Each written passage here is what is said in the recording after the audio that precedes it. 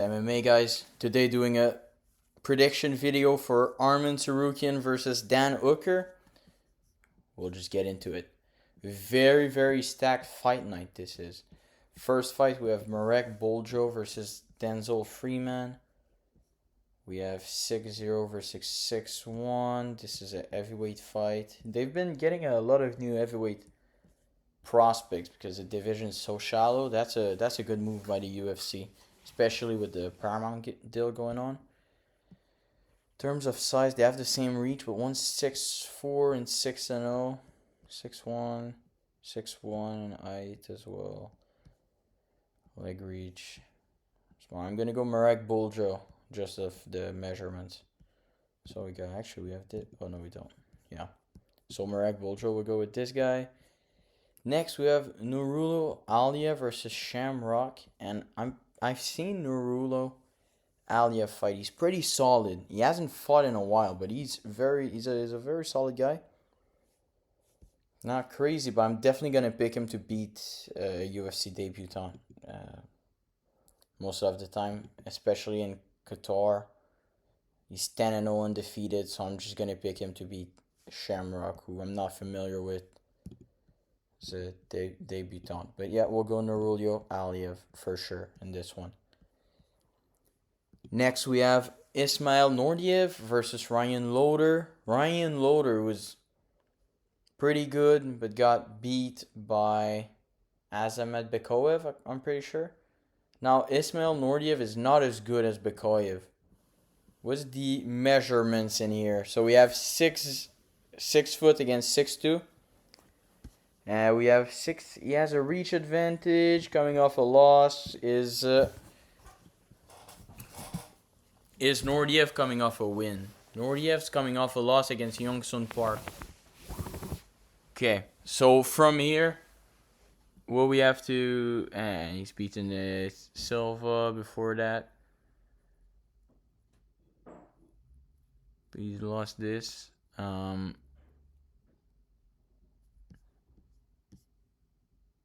I'm gonna pick Ismail Nordiev to beat Ryan Loder. I think this is pretty much a 50-50 fight, but I still believe that Ismail Nordiev has a...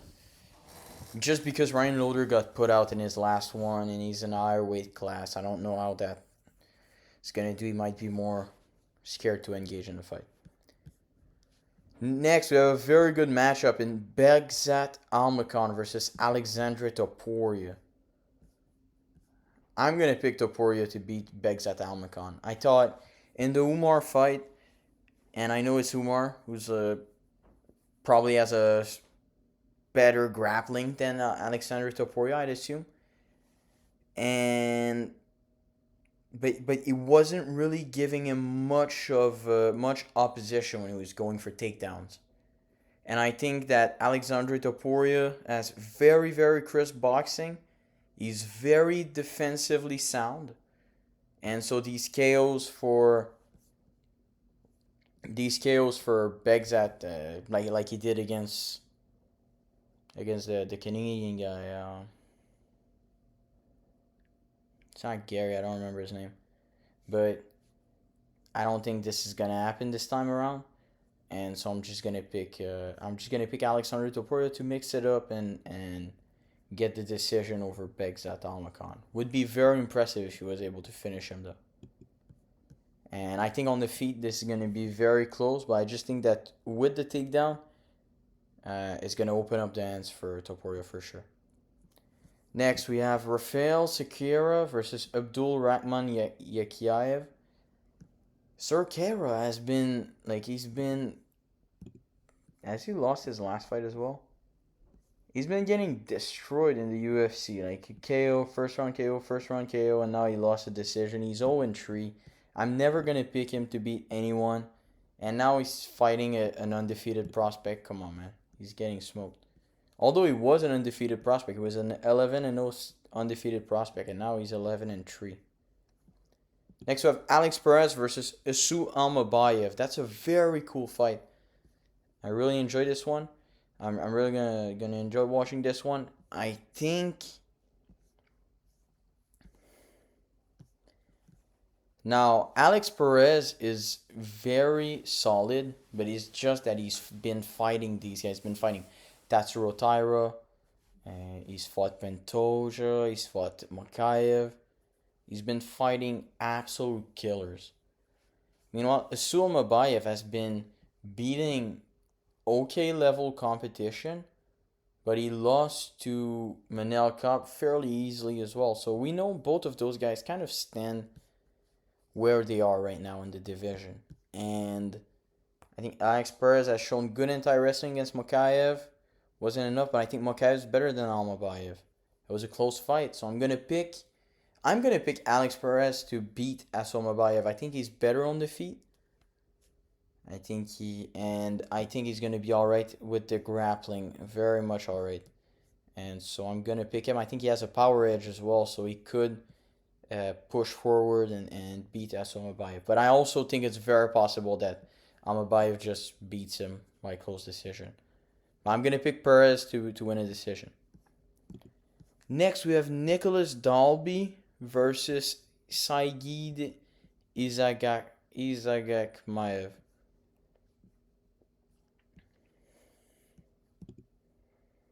Honestly, Dalby's getting old. And he got absolutely flatlined in his last fight against Randy Brown. Bad KO. Randy Brown just got bodied as well, so that's not aging well. But he's fighting against a guy who's never been in the UFC. We know Nicholas Dalby has good pace, has good volume. He's not at a significant disadvantage anywhere here. So I'm gonna pick him to beat Isagakmaev. 22-2 against 23-6 in the UFC, you know what I mean? And we have nothing for this guy. We have absolutely no stats, no nothing. How is this that high? You can't fight.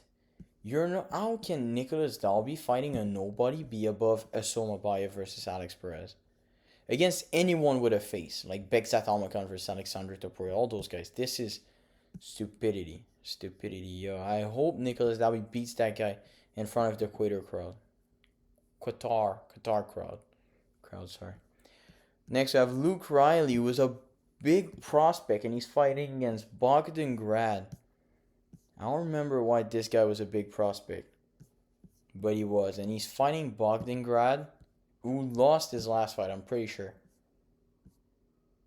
Yeah, lost to Naimov, who was lost to Felipe Lima, and that has not aged well.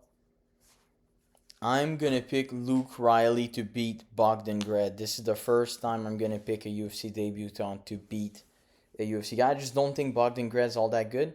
And I think Luke Riley is a big prospect, so surely they see something in him that I don't see in Bogdan Grad. Next, we have Tagir Ulanbekov versus Kyoji Origuchi. That fight was supposed to be booked a while ago.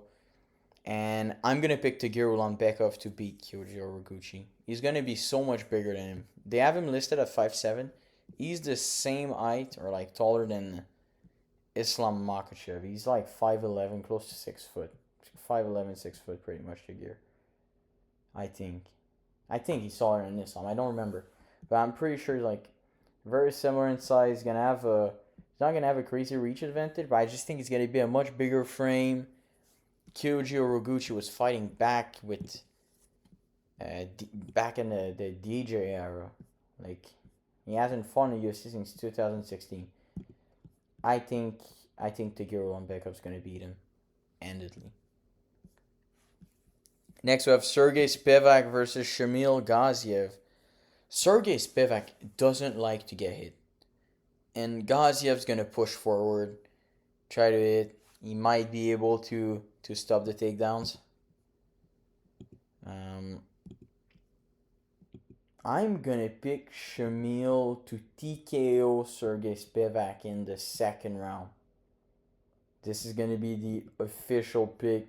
Shamil the Blob Gaziev to beat Sergey Spivak. Shamil's going on a title run now. He's going to enter the top 10 after this. Crazy stuff. But yeah, I just think Sergey Spivak, when it comes to fighting on the feet, he's like a deer in a headlight. And it's so annoying to see these big guys be deer in the headlights on the feet. Next, we have a very interesting cross-division matchup between Jack Hermanson, who was an 85er, against Miktibek Orolbai, who was a 55er. To be honest, when you look at their measurements, it's not going to be that crazy, but Jack Hermanson's definitely going to be the bigger frame. And Jack Hermanson has good grappling.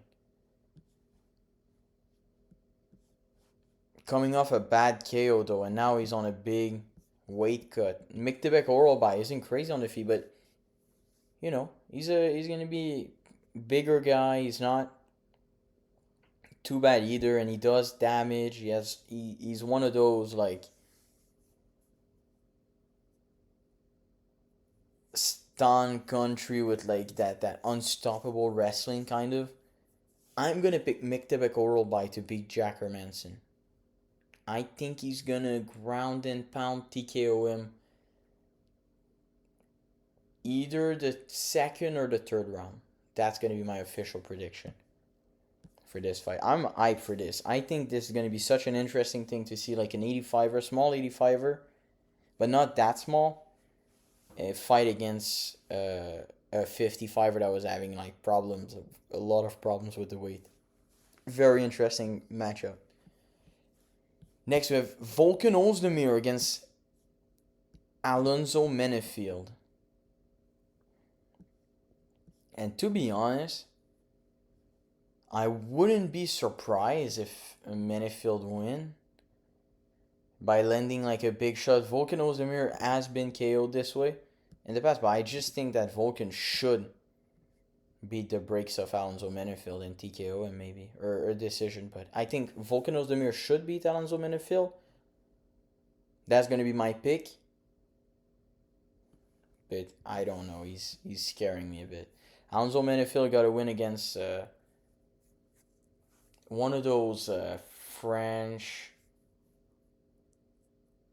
prospect, and but in a very underwhelming performance. Like, he didn't show anything. And Volkan Ozdemir lost to, I don't remember who he lost to in his last fight. Okay, he lost to Carlos Solberg a decision, but before that he absolutely KO'd Johnny Walker. So it's like, and Johnny Walker's off a win since then, so that's good. I don't even know if Alonzo Menefield's better than Johnny Walker, so I'm going to go Volkan Ozdemir to beat Alonzo Menefield and retain his spot in the top 10. Next, we have a matchup in Bilal versus Machado Gary. I was picking Bilal Muhammad to beat Gary. When the matchup dropped, I did a video with him and about him and Armin and those two fight. I thought that I think Bilal has it, but with Bilal saying he's gonna beat him on the feet and all of that, and we know that Gary has just beaten Protes on the feet, I am thinking that Gary's gonna have this matchup. Now, if Bilal wrestles, the thing is that he doesn't really have that control. These new gen fighters, they're able to scramble back to their feet, and they have generally good takedown defense. Bilal hasn't done good against JDM. Meanwhile, Islam absolutely molded him. I mean, this is like, I don't know. I feel like with the JDM fight, I think that Bilal's stock has dropped significantly. With the JDM Islam fight, I'm like, oh, okay, maybe Bilal's wrestling isn't as good as I was giving it credit for.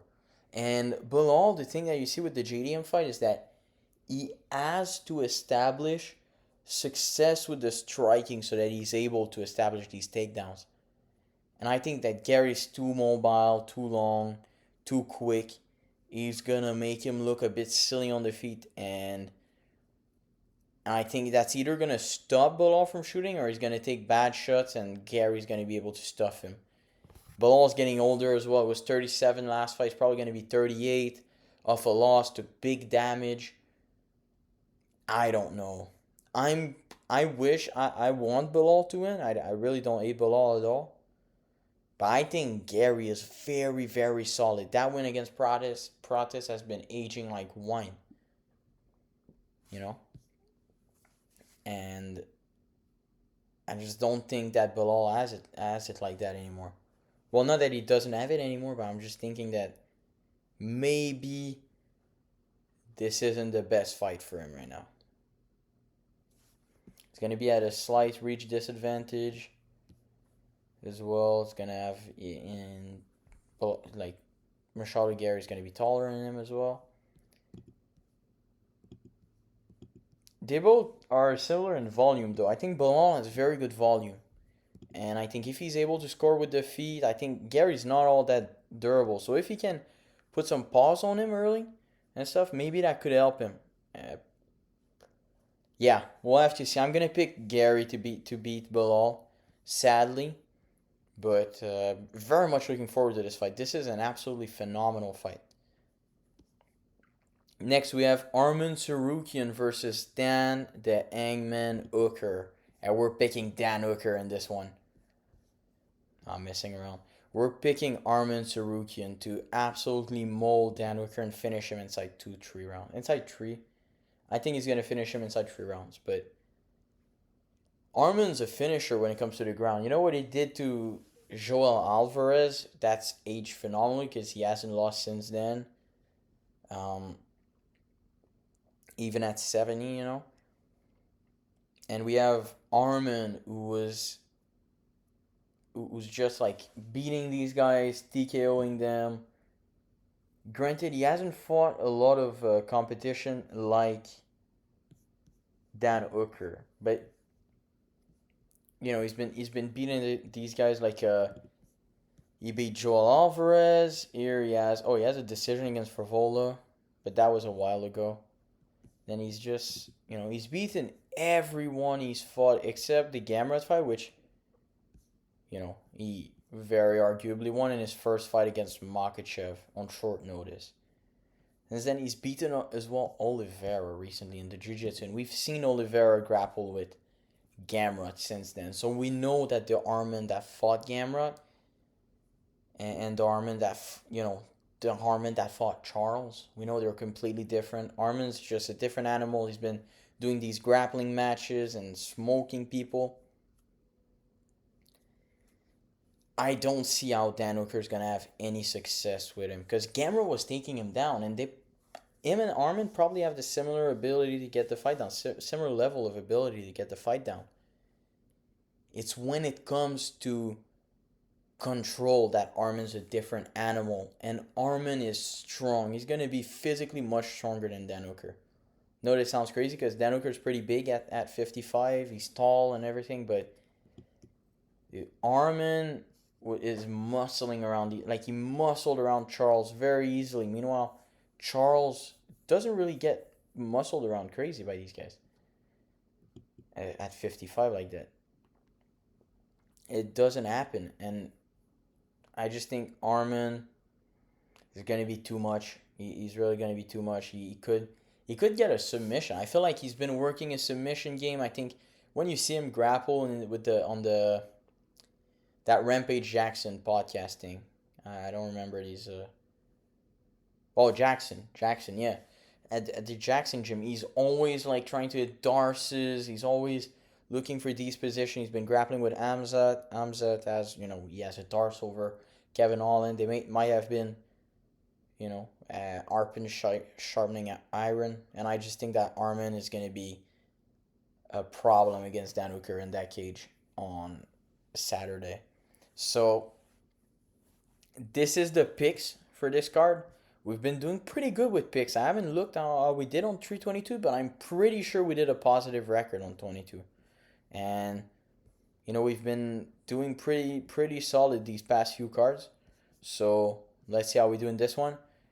Thank you for watching this video. Make sure you like, comment, subscribe, and until next time, guys.